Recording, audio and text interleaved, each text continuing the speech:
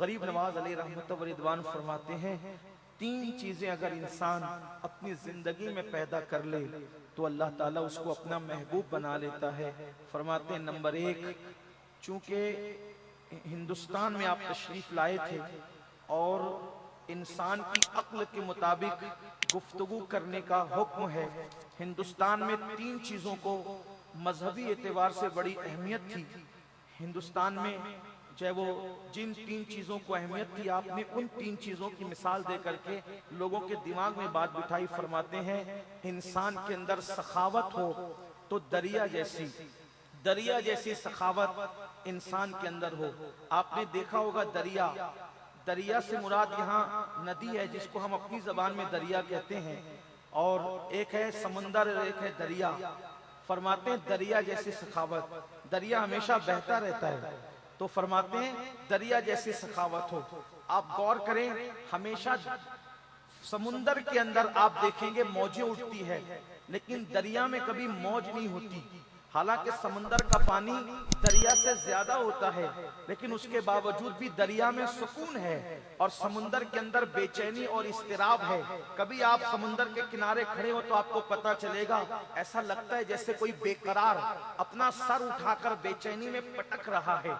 कभी आप समुंदर के किनारे जाएंगे तो आपको पता चलेगा, ऐसा लगता है कोई बेकरार है और बेचैन है और वो अपना सर पटक रहा है बेचैनी के अंदर। हालांकि दरिया से ज्यादा खजाने समंदर के अंदर मौजूद है। आप किसी साहिबे नजर से और तखय्युलात की दुनिया में किसी फलसफी से पूछे कि ये बेचैन क्यों है और दरिया पुरसुकून क्यों है, तो आपको पता चलेगा समंदर हमेशा पानी लेता है दरियाओं से, समंदर पानी कभी किसी को देता नहीं है, इसलिए वहां बेचैनी है। और दरिया दे रहा है इसलिए उसके अंदर सुकून है। अगर सुकून की जिंदगी चाहते हो तो अपने अंदर सखावत दरिया जैसी पैदा करो। और मेरे आका अलैहिस्सलाम फरमाते हैं कि सखी अल्लाह से करीब है, सखी जन्नत से करीब है, सखी लोगों से करीब है, और बखील जो है अल्लाह अकबर अल्लाह की रहमतों से दूर है, जहन्नम के करीब है और वो लोगों से दूर है। तो सखावत दरिया जैसी हो। और नंबर दो फरमाते हैं शफकत सूरज जैसी।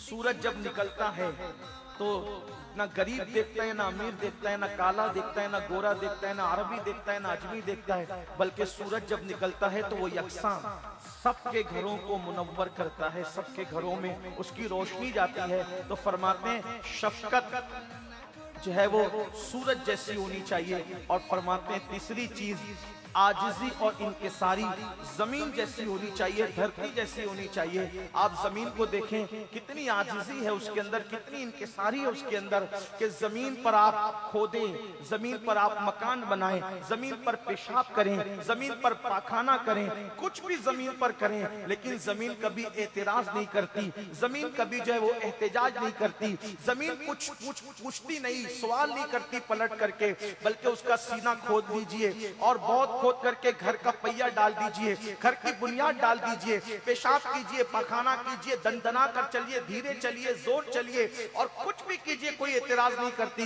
लेकिन जब इंसान मर जाता है तो फिर उसको सीने में, अपने सीने में जगह भी देती है। तो गरीब नवाज फरमाते हैं शफकत हो तो सूरज जैसी, आजिजी हो तो जमीन जैसी, और सखावत हो तो दरिया जैसी। जब कोई बंदा अपने अंदर ये तीन चीजें पैदा कर लेता है तो उस बंदे को अल्लाह अपना महबूब बना लेता है। और याद रखिए, इसको अगर आप सुन्नत नबवी की रोशनी में देखेंगे तो आपको जगह जगह वो चीज नजर आएगी।